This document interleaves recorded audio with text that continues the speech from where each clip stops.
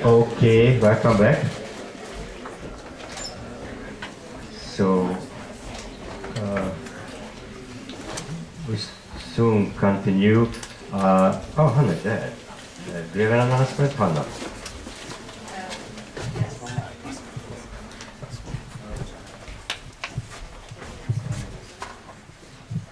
Okay, so this evening we are going to go to a pub which is called the Mosh, and it's very close to here, like 5 minutes walk. You can find the map just at the reception and also the address of the pub. And tables are reserved from 8 p.m. And please be there by 8 because they cannot hold the tables after that. So see you there. Okay, and so the next talk is by Dan Sperber. I can't say that you can read his title over there because it's not there, but I read the title, but Statistical Vigilance is still there. Okay?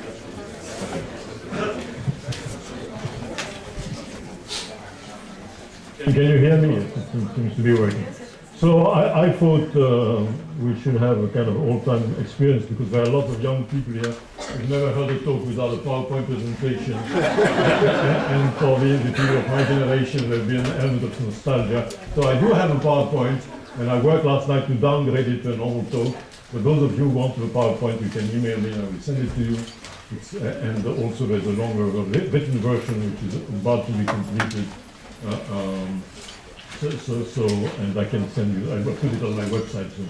So anyway, it's work done with a number of collaborators, with Fabrice Clément, Christophe Heinz, who is now at the CEU here, Olivier Mascaro, who is also here as a postdoc that arrived a few days ago, Hugo Mercier, Gloria Origi, and Diego Wilson.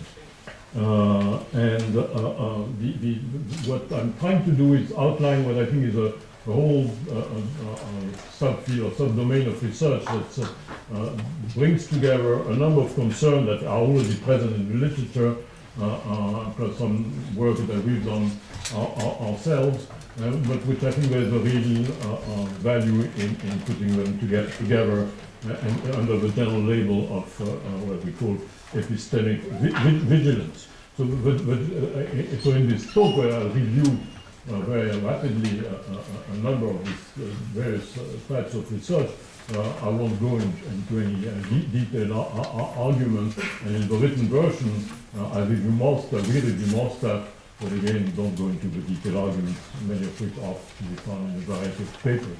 So the general claim is this, is that humans have a kind of suite of cognitive mechanisms that are of epistemic, what can be called epistemic vigilance, which are aimed at the risk of being misinformed by others. And of course the question of whether, to what extent we trust or mistrust others is an old philosophical issue. As I think Mike mentioned earlier, trust is absolutely fundamental to human interaction. In fact, probably there's no other species where individuals will trust non-relatives as much to any comparable degree to which we do so as human beings. And there is a tradition of philosophy of trust and insisting on its role in human interaction, in particular on epistemic trust. So since also this program is located in philosophy, I will start with a bit of philosophy, and that also justifies my not having a PowerPoint. That's a different departmental condition. So to go back to one of the founding fathers in philosophy of trust is the Scottish philosopher Reid, Scottish philosopher Reid, who argued that God had endowed humans with a disposition to speak truly and to trust. Speakers are what we call a principle of veracity from the point of view of communicators, of speakers, and a principle of credulity from the point of view of the audience. So it's a nice, beautiful match. And this was not a universally accepted view. In fact, it was in contradistinction to Hume's views. On the contrary, it's famous, particularly in his work on miracles, to insist that we are entitled to trust testimony, not just because of testimony, but if we have evidence of a non-testimonial kind regarding the reliability of the source. So there are these two kind of tendencies, one which says trust someone if you have reason to trust that person, the other view which says trust somebody unless you have reason not to, so kind of default attitude of trust. And today this view that trust is the natural kind of thing, and that you need very special circumstances to mistrust, plays an important role in philosophy. It's been defended in particular in philosophy of language by people like David Lewis, Donald Davidson, Tyler Burge, with an argument that the very possibility of a shared language rests on the fact that we speak the truth and thereby establish the denotation of the words we use in a manner that a child can acquire. I mean, if we use words untruly, it would be harder for a child to infer the meaning from the circumstances and acquire the language. So the very possibility of a linguistic communication, according to this philosophical line, is based on the fact that we're entitled basically to assume speakers to be speaking truly. And an extreme form is found in the work of, which I like very much in general, but I'm not in agreement here with this work of Ruth Millikan, for whom communication is like a form of perception by proxy. So it's not that when you perceive, you trust your own senses, and basically when people tell you something, it's like an extension of perception, and you should trust it, and we do, according to her, in a natural manner. So it's a kind of accident when we find ourselves mistrusting.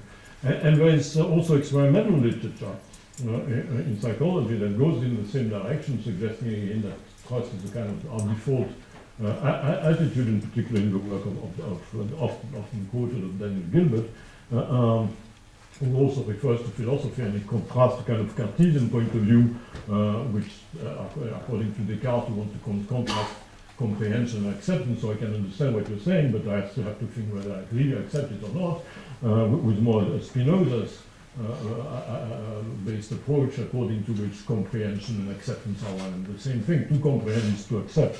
And he has experimental data which seems to confirm this. So the type of experiment that Gilbert and his collaborators have done, one example would be you present participants with statements purported to be about the Hopi language. So you'll be shown a sense like a Monisha is a star. And then it's flashed true or false.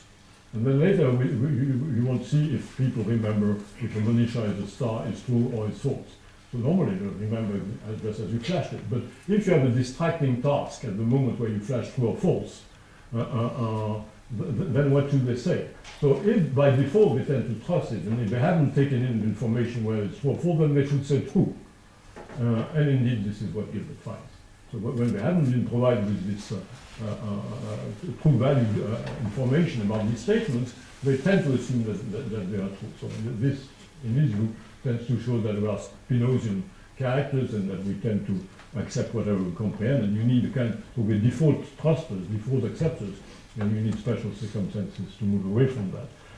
Of course, what's striking in such an experiment is that there's a total absence of relevance to participants of, knowing that in Hopi language, actually not knowing it's not even true, a Monisha is a star.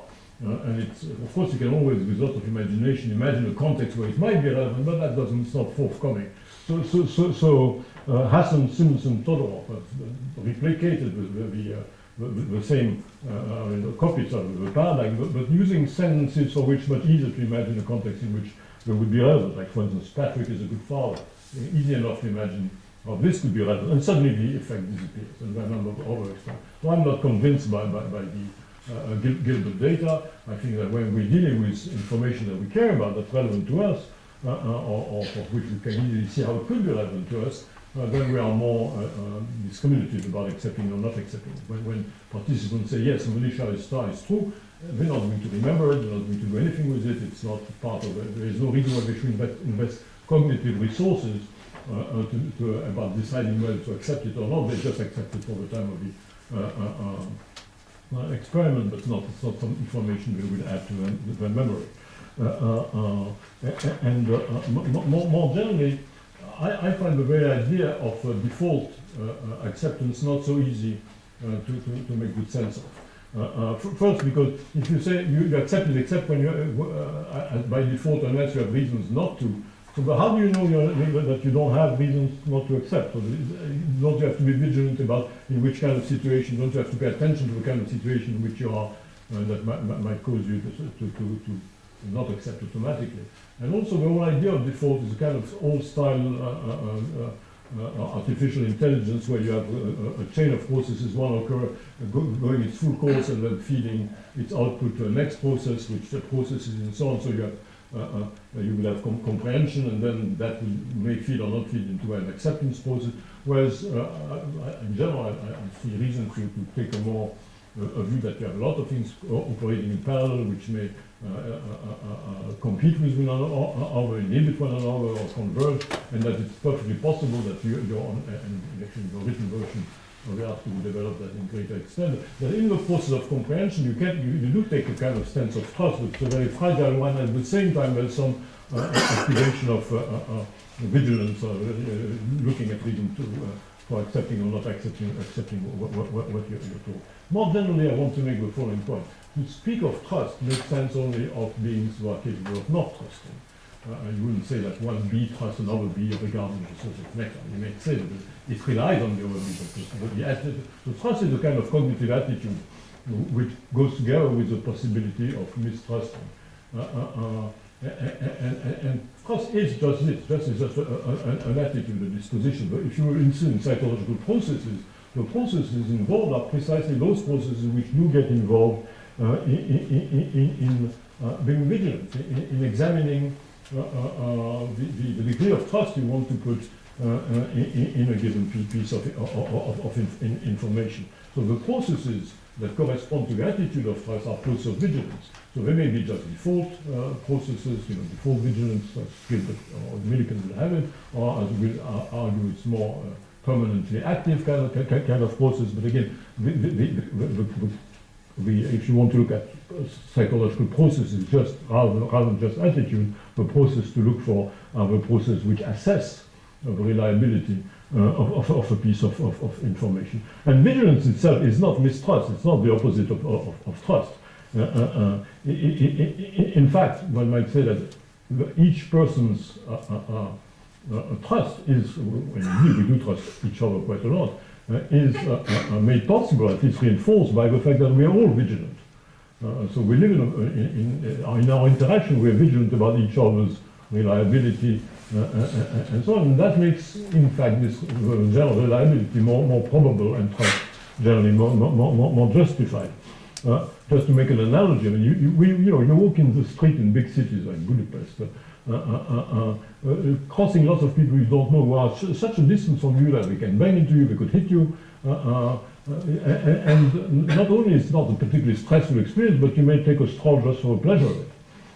But part of the reason why we can do that is because as walkers in the street we're all vigilant. We're vigilant not to knock others and looking at people who might be absent-minded or aggressive and so on. So we all pay attention, and that makes it for a kind of the street experience for one in which we can be relatively trusting of each other. So the combination of vigilance and trust is a fairly common one. So anyhow, so that's the idea is so that that on philosophical ground we should accept that humans are just trustful people and just stop at that.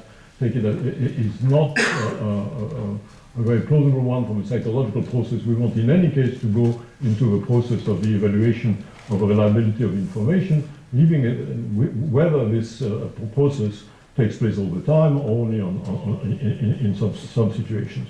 But one of the reasons actually to assume that something like that is taking place all the time is this very peculiar aspect of human communication, where just in the structure of a communicative exchange, there is no question about the fact that comprehension and acceptance are two different things. One may argue that one immediately triggers the others, but they're still two different things. So it's one thing to understand what another person says, it's a different thing to accept it. I think it was you put the way Jede Wilson and I spell out the kind of Greissen intention. There's an intention to inform somebody of something, and when I communicate, I also want to inform my audience, like you, of the fact that I want to communicate something to you. And that's a higher order informative intention or communicative intention. So I succeed in communicating if you get my meaning. But of course, when I talk to you, I want to convince you. But I can succeed in communicating and fail to convince you. So these are two different things. The success of communication is secured once you get my meaning. The success of my intention in communicating to convince you of something, or if it's a request to have you do something and so on, that calls for acceptance or compliance, and it's a distinct thing. And there's a whole tradition in philosophy of language dating back to Austin, distinguishing illocutionary acts which are fulfilled when you're understood, from perlocutionary acts, which are fulfilled when the audience does what you intended them to do, when you achieve in them the kind of effect you want to achieve in communicating to begin with. And there are lots of marks in the very structure of language and verbal interaction of these two distinct processes. Again, it would be surprising to find in an other social species where communication exists that to find such a distinction between comprehension and acceptance, if only because the very idea of comprehension is comprehending a mental state of a communicator, a meaning. A meaning in this perspective is the content of some intention that the communicator has vis-à-vis her audience. More generally, there's a line of argument of an evolutionary character which has been alluded to in these 2 days already, and which is the following.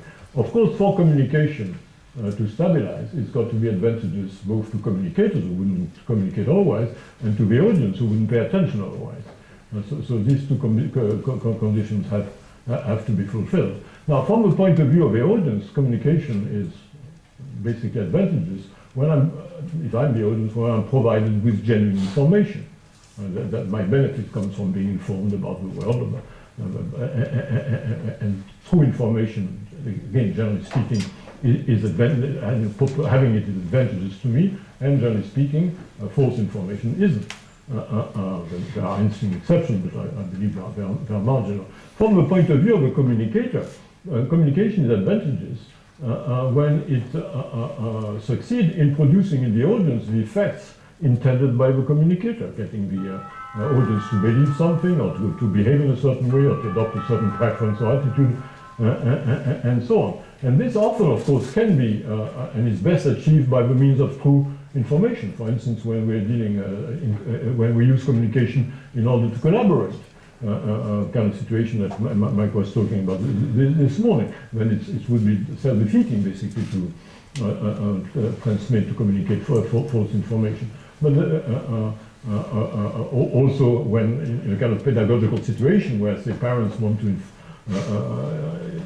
improve the knowledge state of their children, their interest is best served by the transmission of true information. But there are so many other situations where either just down straightforward deception or lie is more advantageous, or much more commonly where just distortion. In presentation, if you think of how we present each of us present him or herself to others, we tend to put ourselves in the best possible light. Let me put it like that. Well, that's not, that's not providing the just true information. It's clearly our goals are best served with a certain degree of at least distortion of information. And there are so many other circumstances. So in fact, you find a version in the case of a communication of a paradox that you find from an evolutionary or game theoretical point of view with cooperation, namely that on the one hand you may think, oh, cooperation is a good thing, but it's even a better thing for individual cooperator if they get the benefit without paying the price. If they cheat on this, if it's not checked in one way or another, makes cooperation an unstable kind of thing. In the case of communication, as I said, it's a bit different in the sense that there are many cases where communicating true information is advantageous for the communicator, so it's not always advantageous for the communicator to deceive or to cheat, let's say, but it certainly diminishes the value of communication, possibly to a degree where it would threaten its existence, at least among, when it's not for specific use, such as evil collaboration or in kind of people who are in kinship relationship and have similar interests.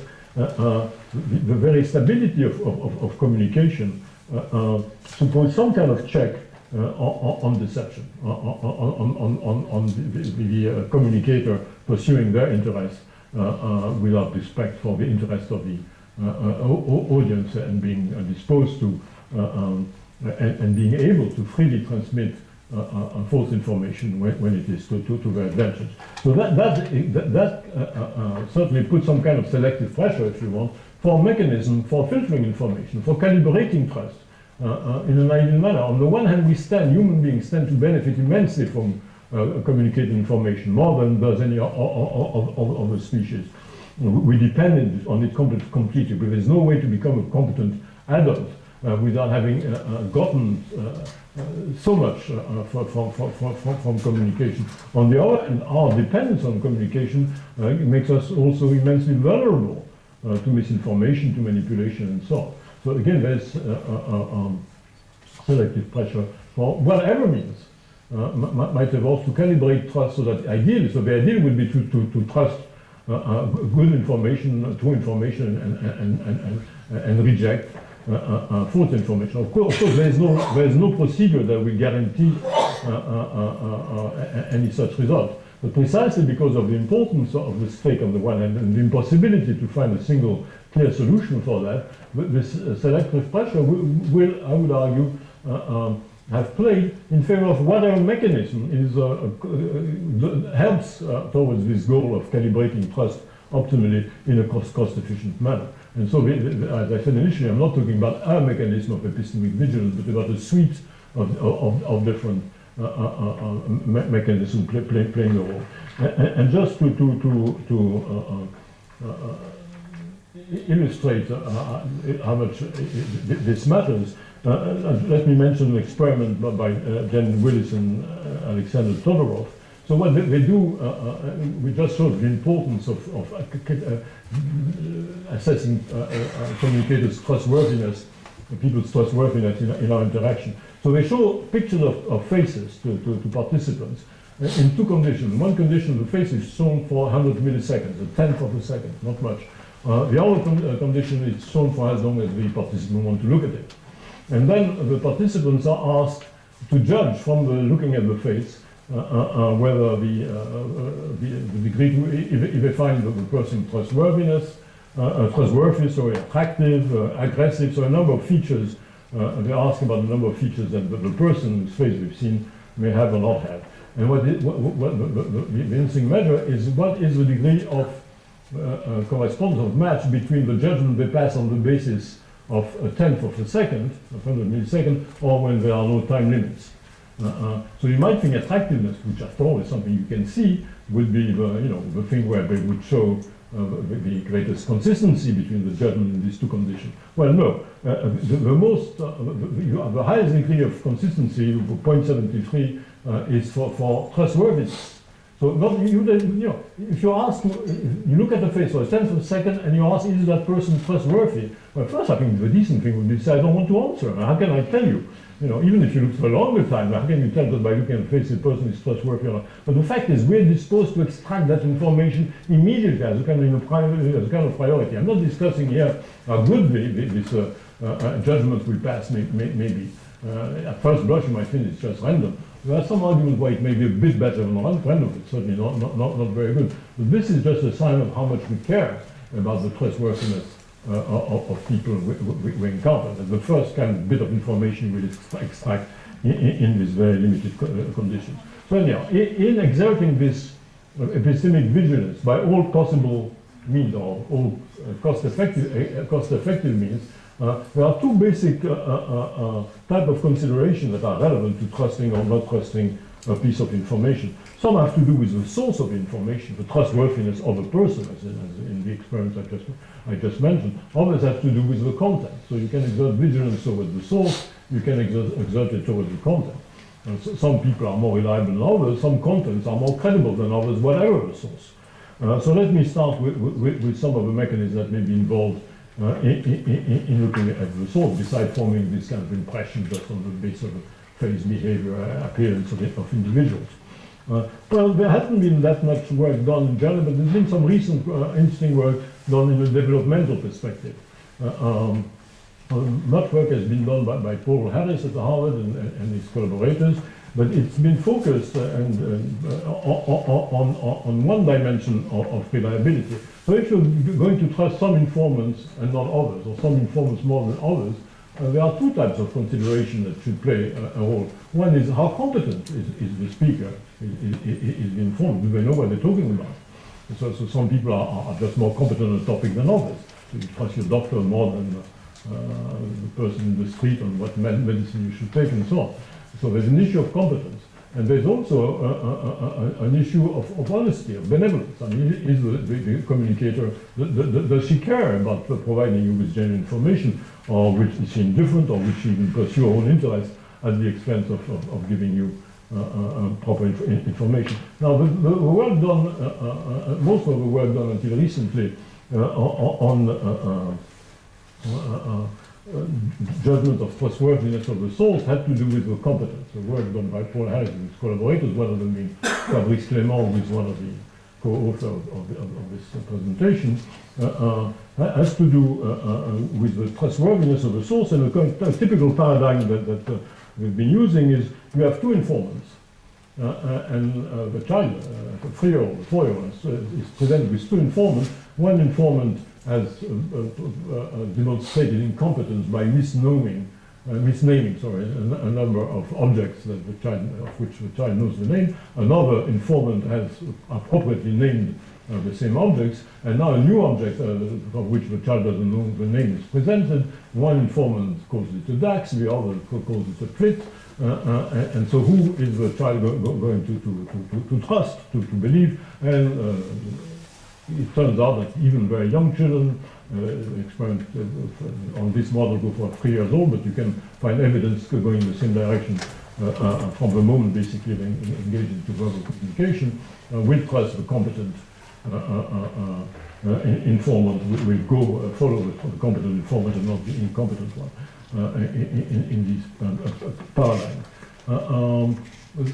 What we've done with Olivier Mascaro, who is somewhere here, was that. Olivier, actually, I should say, is work not on so much on competence, but on benevolence, on how do and under which conditions do children take into account the moral disposition of a communicator or his or her interest in deceiving or not deceiving the child. So we started with a paradigm of the same model that used by Harris and others, that is with two informants, but in this giving different information about the content of the box. One saying, so they both have seen in the box, the child hasn't seen the box. One says there's a knife in the box, the other one says there's a fork in the box.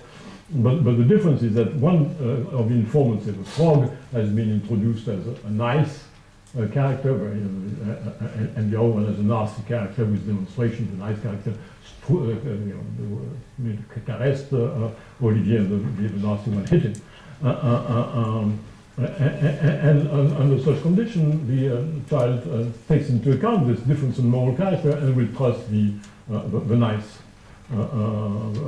nice character and not the nasty one. Now the problem is, so that's clearly the information they had about the moral disposition of informants plays a role in the selection of information. But that doesn't mean that they understand really that is it really epistemic vigilance, in the sense something that's really geared at picking true information from what could possibly be false, or is it just preference? It could be more general preference for interaction with nice characters, also in the transmission of information, but nothing specific to the epistemic task.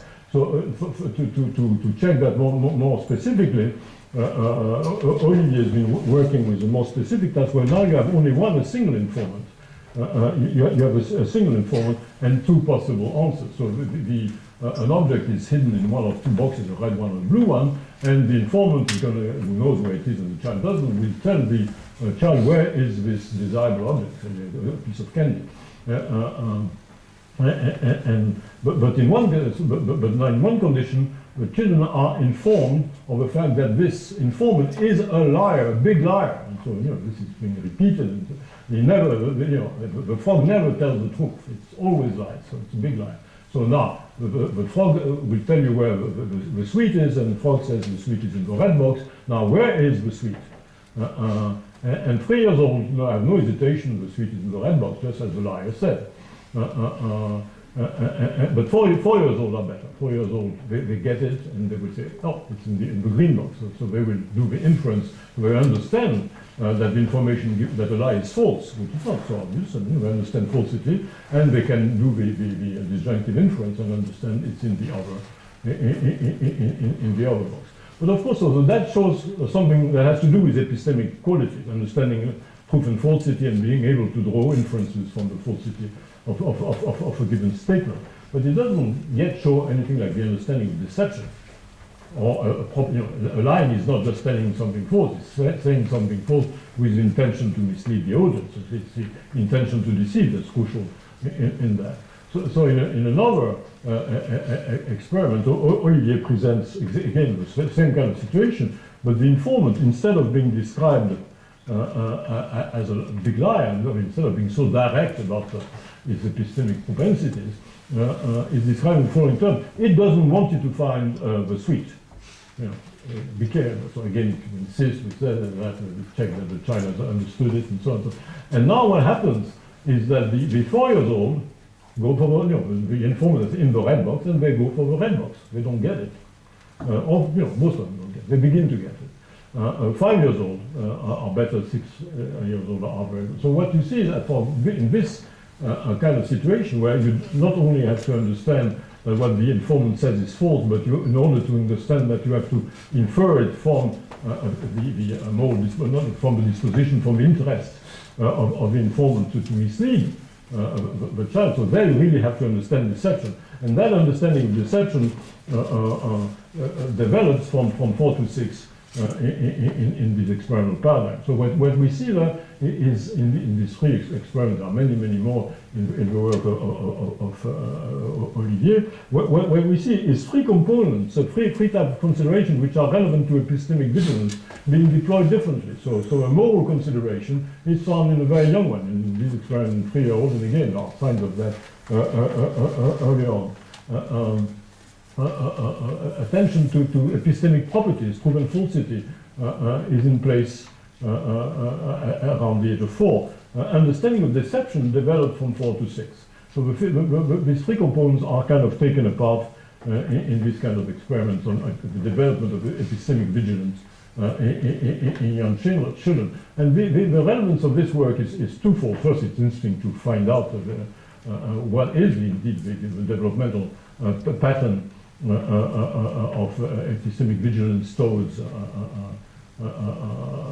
dishonest informant, towards deception, towards lying in particular, but also what this shows also by separating, by showing that different components develop separately at different times, it kind of reveals the different components, but various dimensions that are relevant to epistemic vigilance and that play a role in it too. Another interesting line of research based on that work is the relationship of this work on the development of epistemic vigilance towards deception and work on the standard false belief task. There are of course commonalities in the false belief task. There are two locations and a false belief of an agent, and you have to predict on that basis where the agent will look for the object. In this case, there are two locations, a piece of information that is you have reason to believe is false, and on that basis you have to discover where the object actually is. Given that from the work of Olivier and Baillargeon, published in 2005, and many more studies published since then, the idea that the ability to attribute false beliefs is something that kicks around the age of 4 and 5 is not as strong as it was. In fact, we have reason to believe that children have that ability, in fact, as infants. We're left with the fact that the standard false belief styles are extremely robust. You still have this, you can, with all this variation of the experiments, basically, in the 5th year, you find children before that hadn't passed the standard false belief task succeed. And this suggests a reinterpretation, not in terms of theory of mind or attribution of mental state, but in terms of epistemic vigilance. What changes, the transition, is the same one that we see in these experiments, that is, it comes a point where children become kind of vigilant, permanently aware of the fact that other people have mental states, which may be false. So it's not that they couldn't attribute to them, they were not paying attention, but it becomes a kind of permanent fixture of an interaction with others in communication, predicting behavior, and so on. So you're permanently aware of the possibility of false information being held, being transmitted. You're aware of that also because you yourself can, it's also the age where children begin to lie themselves and to deceive others. So you certainly live you move into a universe where the epistemic state of others are always present in your mind, both observing the behavior, in getting communication from them, in communicating to them. And what we get, and I don't have time to get, is a strong correlation between, in fact, success on these kind of false communication tasks that we've devised and the false belief tasks, again suggesting that the transition again, this robust transition that we find with standard false belief style has to do very much with epistemic vigilance. Again, we take more to argue the point and present the data, but that's what we have to do for today. So this is what I won't say more about vigilance towards the source. Now, as I said, you can be vigilant towards the source, you can be vigilant towards the content. Some content are intrinsically credible. So, for instance, if somebody who you would not trust with anything, the person you trust the least in the world presents you with a good mathematical proof, you believe it. Because the proof is, in itself, gives you a reason to if you understand it, gives you a reason to believe. So logical proofs are intrinsically believable, logical conceptual contradiction are intrinsically not believable, or if I say I'm mute, you will not take this to be literally true, and if I say je suis capable de dire quelques mots de français, you will have the evidence that I'm indeed capable of saying a few words in French. I should have practiced to do it in Hungarian, but it's too difficult. But leaving this single cases, generally what makes a certain content more or less believable is how it fits with what you already know or believe. So it's a problem of coherence with an information that you're being provided with what you already believe. And in fact, so an argument can be made that how are we being vigilant? Well, we check information. Things are incredible just because they just fail to match, or hard to believe because they fail to match what we already believe. We are more vigilant than when they fit in very well with what we already think. But to know that means you have to somehow check any new piece of information relative to a background of previous beliefs and so on. And that sounds like a costly thing to do. And do we really invest with every piece of information in activating relevant background belief and calculating whether it coheres with them or not? In any case, it could be done only very locally and it wouldn't guarantee general coherence. The answer to that is if the kind of approach in pragmatics that Wilson and I have developed is correct, and actually it's actually in ways on this we're not that different from other pragmatic approaches, the understanding of every utterance already involves the activating of a set of background assumptions in the context of which the new information might be relevant. So in any case, whenever you pay attention to information that's being communicated, you do activate a context in which of background assumptions in which could be relevant, and in looking for its relevance, when you're looking for new implications that could follow, for contextual implication that could follow from the new information taken together with the old one, you may look for strengthening or weakening of what you already assume on the basis of the new information, or also contradictions are relevant, because when you hit a contradiction between the new information and things that you already believe, some decision has to be made. You may just reject the new information there's not enough backing from it, or you may revise your previous beliefs, and it's important to be able to do that. To do that, I mean, there's epistemic value in doing that. Anyhow, if you're provided with an information from a source that's reasonably trustworthy, that contradicts things that you believed before, some revision is unavoidable. Because either you revise the belief that your previous belief that's contradicted by the information, or you revise your trust in the source. So it's not that you could say, oh, I don't want to revise. You've got to revise anyhow. And so a parsimonious and probable strategy is that you probably do the minimal revision that's needed to maintain coherence. So whether, and that may be a revision of your trust in the source or a revision of what you believed before. And the role of coherence in belief revision has been discussed in philosophy of mind by Gil Harman, by Paul Fagard, and so on, but they think of it as a revision of one's own belief and so on. Here we insisted it's part of epistemic vigilance. It's you revise beliefs in the light of information from others. And so for one type, again, I don't have to try to go into either descriptive detail or less into arguments, but one assumption is that part of our epistemic vigilance is indeed this kind of low-level semi-automatic coherence checking, which we get as a kind of byproduct of a search for relevance. So it's not that we invest to begin with more resource for that. If we hit a contradiction, then we may invest more resources. So we are coherence checkers of communicated information. Now, this is looking at us as receivers, but think of us as communicators. Take the point of view of communicators. So as communicators, we address coherence checkers.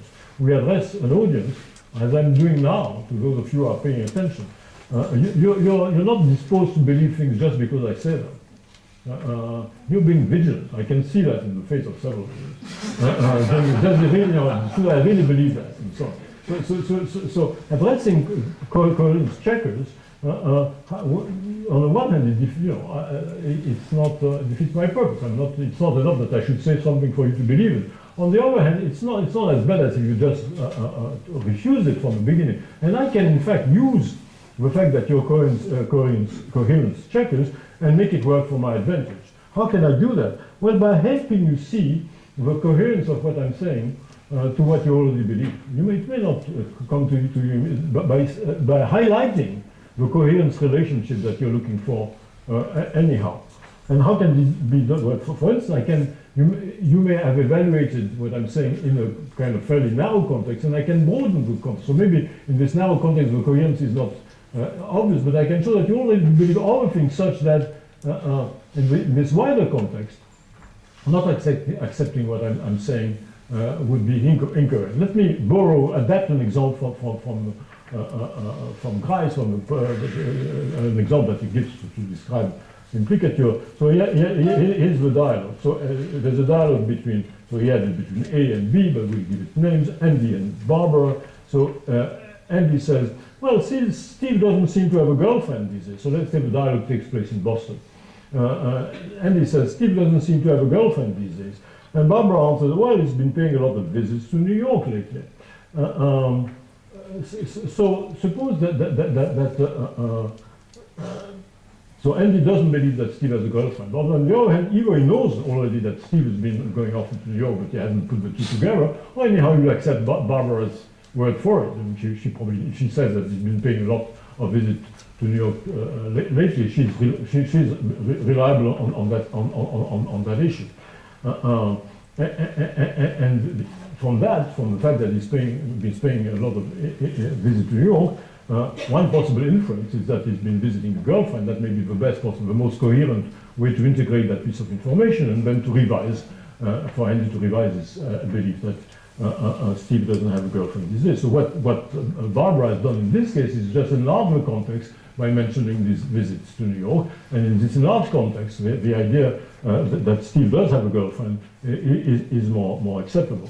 But suppose that this didn't quite work. Suppose that Andy himself had said earlier that Steve has been going a lot to New York, and later says, well, he doesn't seem to have a girlfriend. So he doesn't put the two together. So in this case, what Barbara could do is just highlight the inferential relationship, the coherence relationship that Steve has failed to see. So she might say, if he goes so often to New York, it's probably because it's got a girlfriend there. So if-then kind of assertion. Or she might say, if he had a girlfriend to New York, this would explain his going there. Or she might say, he doesn't seem to have a girlfriend, but he's been paying a lot of visits to New York lately. So what this, the use of logical terms or argumentative words like but and so on and stressing, what this does again is highlight the coherence relationship that may convince the audience. In other terms, argumentation, the production of arguments in this kind of context is precisely seen as a device to overcome and in fact take advantage of the coherence-based epistemic vigilance of your audience. And in work we've done with Hugo Mercier, what we've tried to do is to ground in these attitude to epistemic vigilance on the part of the speaker, to ground there a general approach to reasoning. To reasoning in the explicit, explicit reasoning is often used now just in the wide sense of inference. So you talk about babies reasoning, animals reasoning. Here we're talking reasoning in the more classical sense of psychology of reasoning, or in the ordinary language sense, when it's a kind of effortful mental activity where you in fact think about reasons to accept a certain conclusion.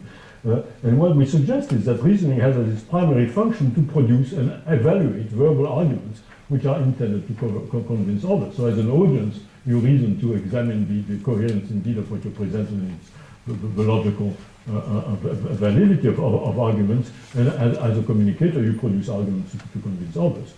So this approach to reasoning has a number of consequences and provides with a different explanation a novel explanation of a number of puzzles and peculiarities that you find in the literature in psychology of reasoning. And I'm again be very fast, but one of the main striking aspects of human reasoning, which is typically described as a failing, a limit of human reasoning, is what's known as the confirmation bias. That is the tendency of individuals to look at evidence and find arguments in favor of what they already believe, and neglect evidence that would go against it, or arguments that would go against it. And there's a huge literature showing that such is indeed the case.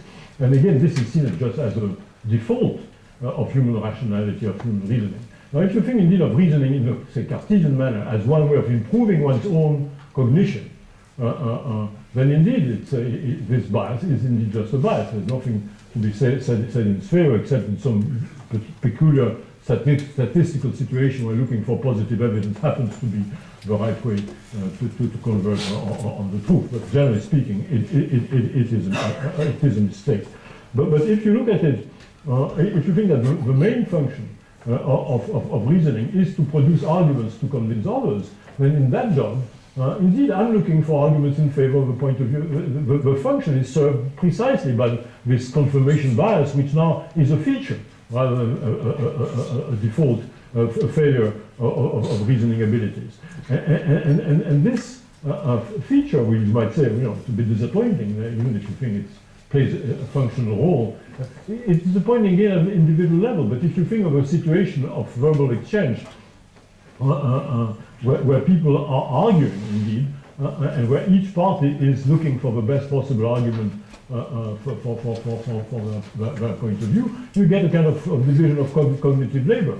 And the possibility from this kind of interaction of indeed cognitive step forward, of convergence towards a better assumption, is indeed a possible, which is illustrated by another interesting feature in the literature of reasoning, which has to do with group performance. So, for instance, the most often used task in the literature on reasoning is the so-called Ways and selection task, which I will not present for those of you who've been spared its description so far.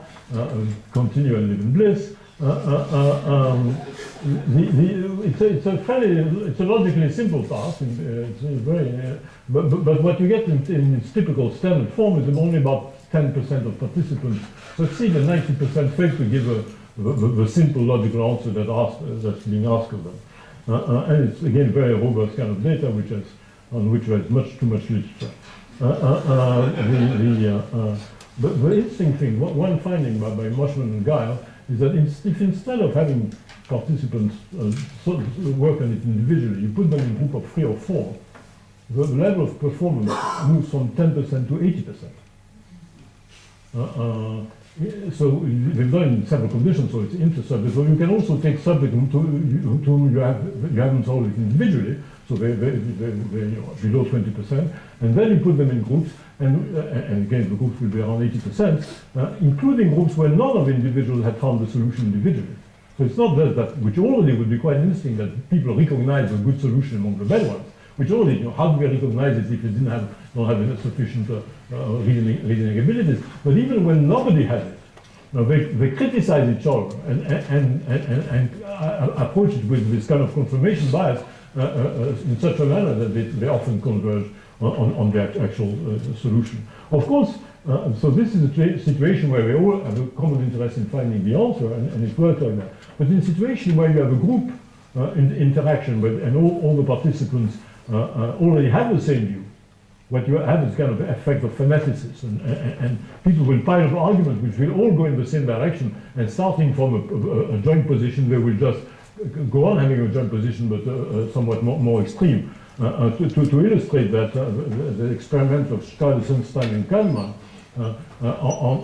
where they have mock juries, so there are people who are presented with a situation where one party has caused damage to another party, and they have to decide on punitive damage, how much money to give to the victim. And so they contrast two conditions. One where you have statistical juries, that is, they ask individually the people how much would we give to the victim, and other which are deliberative jury where they put the people together to decide on the amount of money. So the statistical jury in one typical experiment will give $400,000 to the victim. Now you put them to discuss it, it's $1,500,000. So again, in this case, the fact that they start with the same view cause them to converge on extremist view, which for the statistical jury, for this jury doesn't matter so much, but in situation of political or religious fanaticism can be more damaging. Which takes me to very briefly, just by way of allusion, basically, to the social dimension. First, when you study epistemic vigilance, you're both studying a cognitive phenomenon and a social phenomenon. It's about social interaction to begin with. But what we look at, and this is based in good part on work done together with Christoph Heinz now, when you look at things at the population level, so you get a cumulative effect on these micro-mechanisms of trust and vigilance and distrust in the transmission of information, which again have cumulative effect regarding trust in the source, or vigilance towards the source, and vigilance towards the content. So when it comes to vigilance towards the source, now you're not based typically socially. You have information about the reliability of other informants, but who instead inform you of further informants. So what you have is a phenomenon of reputation.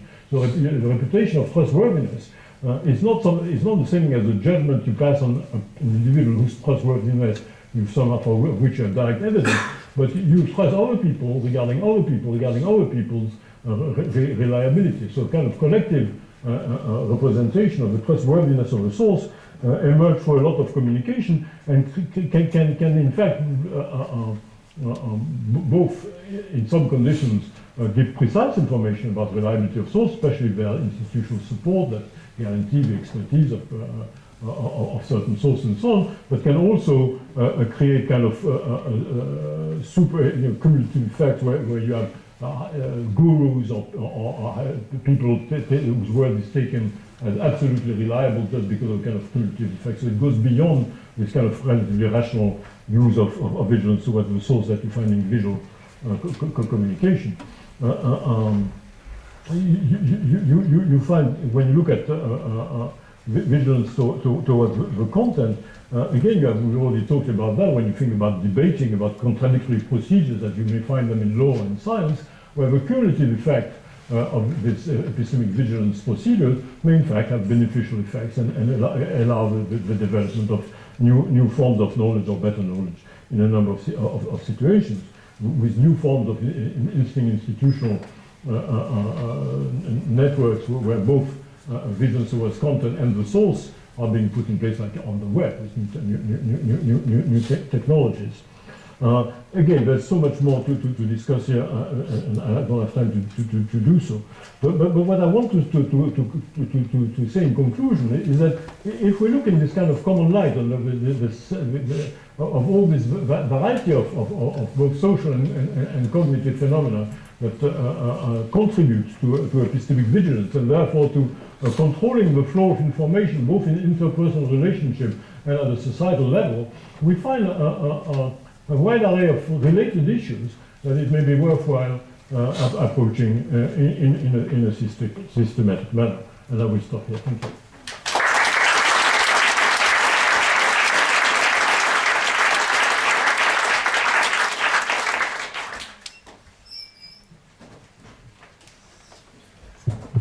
Yes, I have two questions. So the first one is whether you talk about epistemic vigilance only in the domain of linguistic communication, or do you extend it to nonverbal communication, which might be as well important in the sense you mean? And the second question is, so it was not very clear to me what you think how epistemic vigilance develops and when it developed. And it was not clear to me, especially how you have related it to the mechanism involved in it, how are related to the mechanisms which are involved in the standard false belief task at the age of 4, but if I understood correctly, they are not related to the mechanisms of the false belief tasks which are used in infants.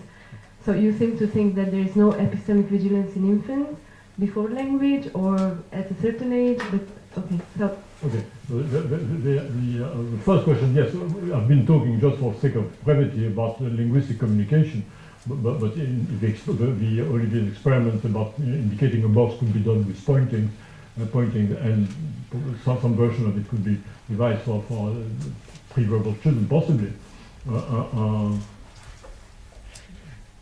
But in any case, it's not limited to verbal communication, but the relationship with verbal communication is not casual either, for two reasons. First, because the size of human communication, the richness of information that goes through it, the fact that it's in all kinds of domains, so that you can't have a simple rule of acceptance or refusal of information on the basis of simple. So you need filtering precisely because of the wealth of human communication, and that involves linguistic communication in an important way, and also the coherence checking and argumentation also is closely linked to language. So again, I certainly want a general picture that's not limited to language, but I don't want to downplay the role of language there either. So regarding the relationship of the standard false belief task, the verbal version on the one hand, and the new version like Nishima Argent and Vicky Southgate, Shibra and CEU, and the work we did with Lucas Sorian. So that, again, there are so many versions now. Children are not presented with a task. So they just show a greater attention to one of another, or a greater surprise when you have one behavior than another. So there are a lot of differences with the standard belief task. They just show the ability to take into account the informational state of an agent in anticipating its behavior. And this may, the assumption is that this is indeed present from infancy and goes on in ways which tend to be in part revealed, some of which are already present in literature and work. I see a number of people have actually also the Leipzig group have done work on so there's a number of work showing that happening in younger children, and more, I guess, will come out. What's happening in the false belief task, where again you have signs like in which direction do children look as opposed to what verbal answer they give, which shows that their expectations don't necessarily correspond to the way they answer. Is indeed that they're presented with a verbal task and with a kind of game situation. So one of just mentioning, because it's a complex, one of instant consideration is that in those versions of a task where the deception element is a deception element that's present and made explicit, children succeed about 6 months earlier. So we actually, Olivier did one version of the smartest style where we just added, we compared to we're going to play a trick on the next child. You know, we're going to ask him what's in the box. Just adding, we play a trick on the next child, got the answer to the proper answer to be given 6 months earlier. And that corresponds to the meta-analysis of Wellman and Harper's, you find the same result. So again, the factor is that in the explicit standard task, I see a problem of attention to the epistemic state of Sally or whoever and so on, which is enhanced. First, it can be enhanced by introducing the deception dimension at a certain age, and which is enhanced for all children by the fact that indeed around that age they become permanently attentive to epistemic state of agent in a way in which they were not before. So I don't know if that answers. So I don't know, is there epistemic vigilance at 1 year of age? I don't know. I don't see strong reason to believe that there is from an evolutionary point of view, just as children. Let me just make a very rapid comparison. With food, young children basically take whatever they want. If you have a young child says, grade 2, my 2-year-old eats spinach. Wait until the child is 4 or 5. It reaches an age where typically they could go and explore and then they become very conservative with food.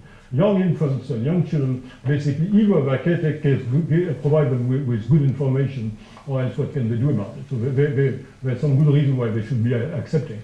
When they start interacting with a much greater variety of other people, peers, other adults, and so on, be much more discriminative about what they accept or what they trust and don't trust, starts to kick in. So whether the epistemic vigilance is present much earlier or not, I don't know, it needn't be.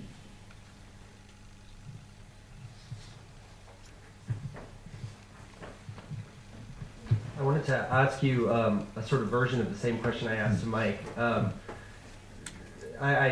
of the behavioral phenomena that you're mentioning seem right to me, but I'm wondering if the key difference between humans and other species isn't a matter of truth or honesty or evaluation of truth or honesty in communication, but rather the type of information being communicated.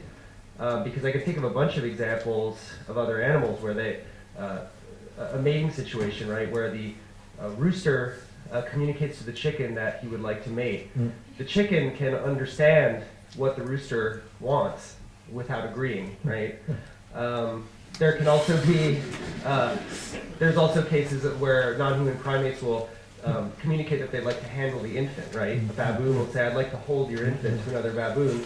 And the other baboon will, I mean, there's a certain promise, I'm not going to hurt it, right? And there's monitoring to see if that will hold true, and trust is required to maintain that. And I think we agree that you have to have honesty guaranteeing in order for communication to be stable. But it seems like with humans, what it is it's the communication of propositional information where there's sort of semantic truth value about the information, and you need a certain kind of vigilance about that that's different than the kind of vigilance you need about whether intentions are accurate.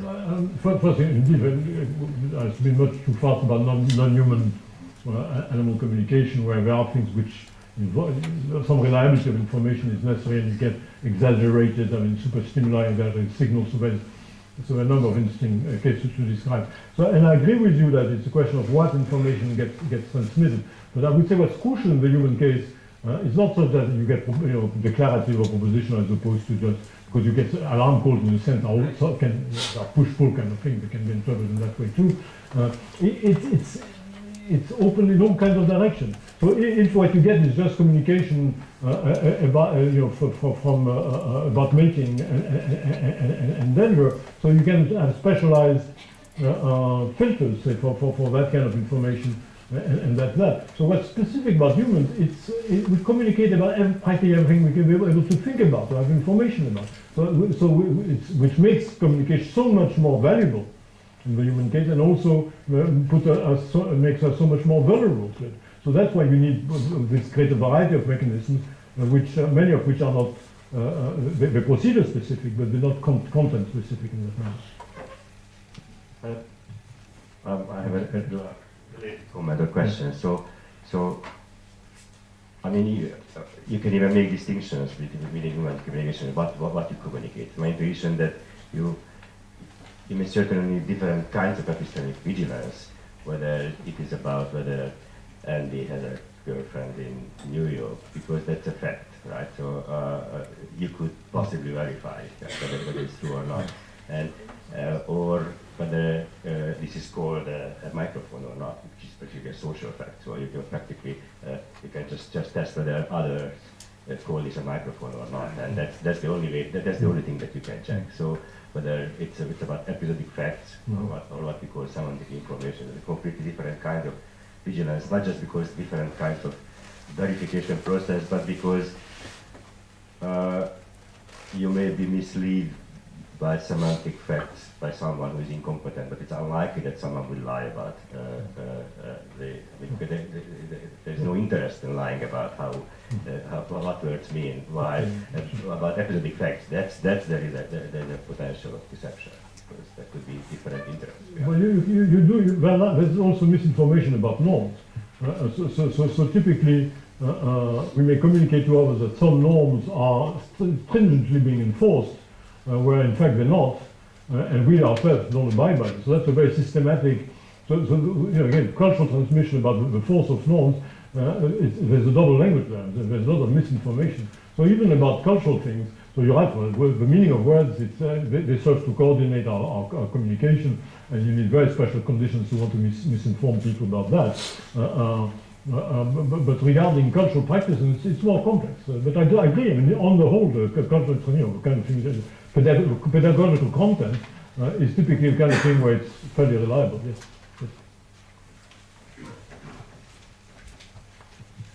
So I think I probably remain to be convinced that your argument about a change in epistemic vigilance in regard to understanding of lying will actually generalize to understanding the standard false belief test. Probably you know what I'm going to say. So that raises the question of these post-4-year-old success of the standard test, development between 4 and 6, understanding the motivation behind lying, that somebody wants you to have a false belief, which would be understanding a second order mental state.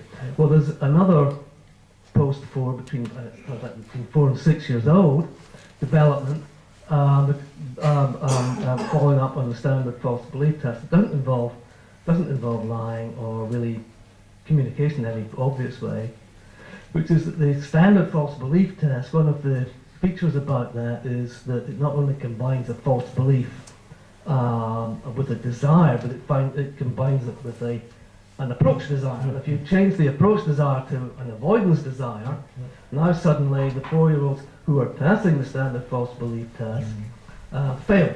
So it's a slimy frog rather than a marble that Sally wants, but it's a slimy frog she wants to avoid, and she has a false belief about that location. You ask the child to predict her behaviour. Now they'll get this wrong, and typically, and they behave just like 3-year-olds do on the standard test. And in fact, in that very same avoidance desire task, you ask the child, where does Sally think the slimy frog is, and they get that right. In fact, that would be like a filter line. You only test kids that get that right. So you're going from 100% passing to 30% passing, and that really turns around about 6 years of age. So I wonder if, first of all, really you can justify, not justify, that you can extend, generalize the argument about epistemic vigilance back to the standard false belief test, or whether perhaps this is your understanding communication situation itself may be something slightly different from non-predictive theory in mind, whether it's just understanding a second order mental state, or whether there's something in common between an avoidance desire and somebody wants you not to find something. So that's an interesting suggestion. I have to think, and Olivier will have to think about it more. And of course, I've been extremely rapid on the issue. So, and I'm not suggesting that a new stage in epistemic vigilance is what just simply explains all the data we have about the standard false belief. I'm just saying I think it's a crucial consideration. There is a change in the outlook regarding the mental states of others and the epistemic states around that age, and it's in that you have to take that into account in order to explain what happens. So let me make a comparison. Children know about sex pretty early. And they know a lot, but when the hormone kicks in at adolescence, suddenly things which we didn't care very much about, it's not that they didn't know about it, but suddenly they're paying attention all the time. So that's what it's not so much a cognitive change, but an attentional change with lots of other things together. So something like, so again, the suggestion is there's an attentional change which has a lot to do with a change in the quality of interaction with others. In that context, the false belief starts to present itself in a different light. Suddenly there's immediately, without any effort, crucial relevant information is present to mind immediately when it wasn't before.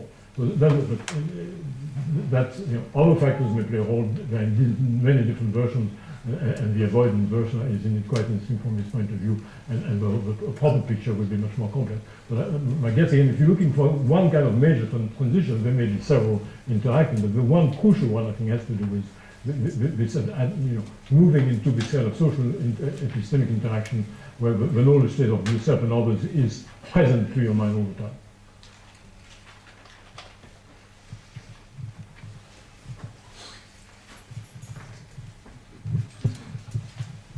I know that in other contexts you've thought a lot about supernatural beliefs and religious beliefs and things like that. And one way, I think it's a wrong way, but one way to even formulate the problem in that case is the massive failure of epistemic vigilance.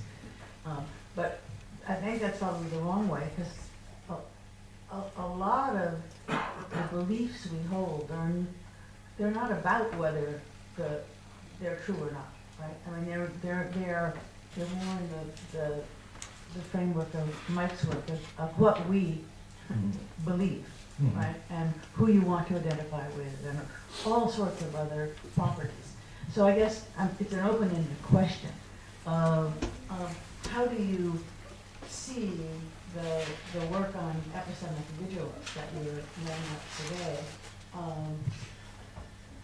how does it interact with the fact that people construct these massive systems that where either epistemic vigilance is irrelevant or it has failed? Thank you for your question. I had more in the talk and I stopped because of the time, so now you give me an opportunity to talk a bit more about that. But I mentioned that if you look at the population effect of this mechanism of epistemic vigilance, one of the interesting effects is the creation of super reputation and super authorities.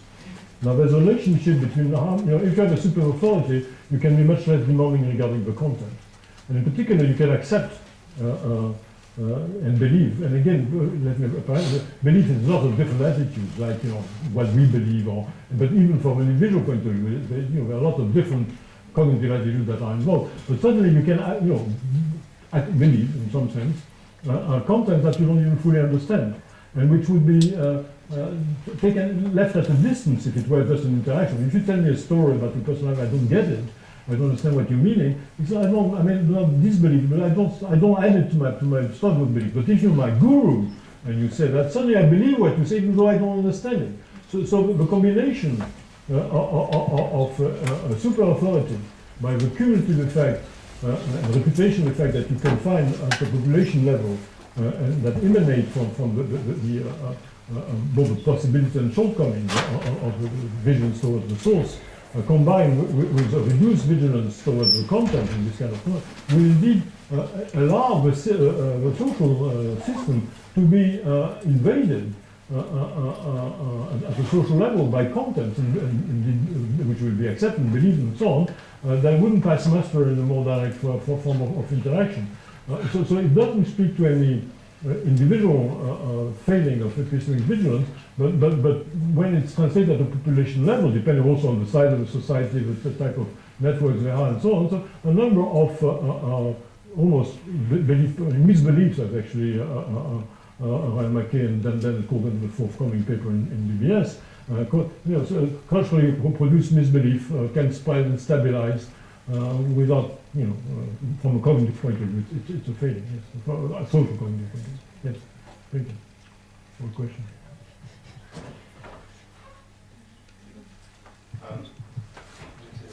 Related to Sue's question is that the developmental unfolding of vigilance, seems to be obviously related to the ability to have an ability to establish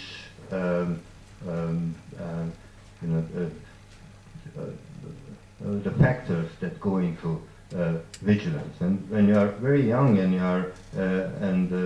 all the adults are authorities around you, and you do have even if it's I really like the analysis of trust is feeding on vigilance, and we are part for that. One of the reasons that we are so benevolent and trustworthy is because we live in a vigilant environment, and they support and balance out each other.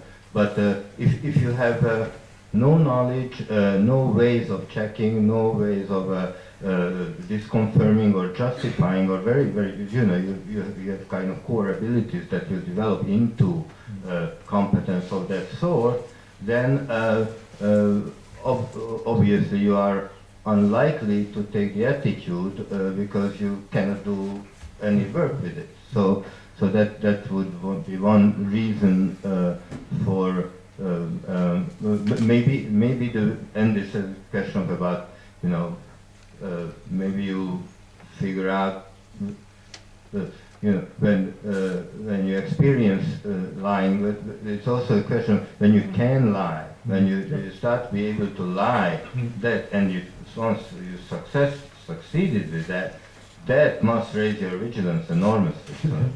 Both ways. It tends to go together. And distinction has to be made with the kind of early lie, the 2-3-year-old, the 3-year-old may say just no, I didn't do it.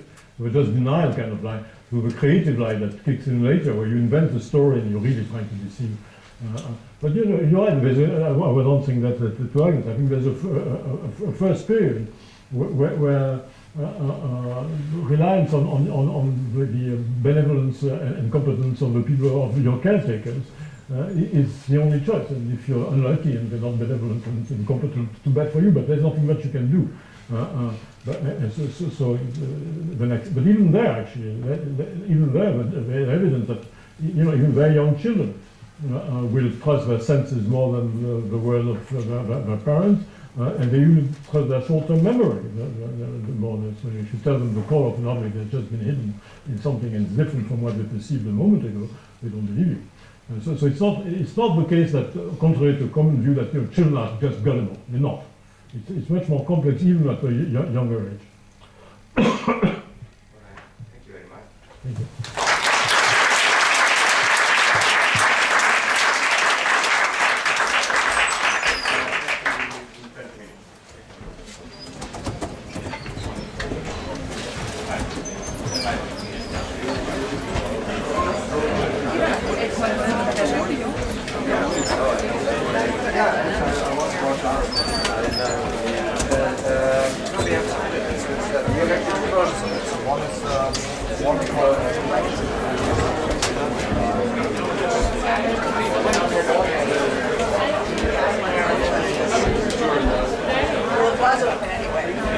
Right.